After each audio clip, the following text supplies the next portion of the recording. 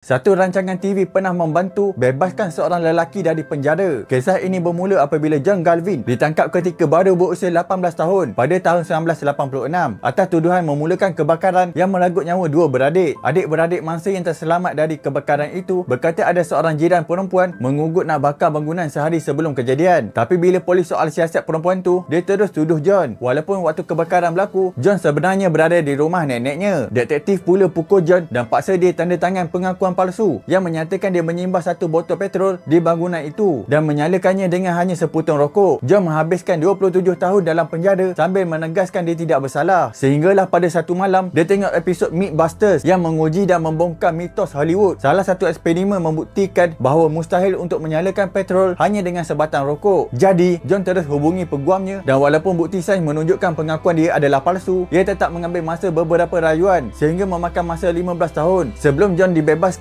dan dibuktikan tak bersalah. Pada tahun 2022, selepas 35 tahun di penjara, John Galvin akhirnya dibebaskan atas jenayah yang dia tidak pernah lakukan. Komen pandangan korang.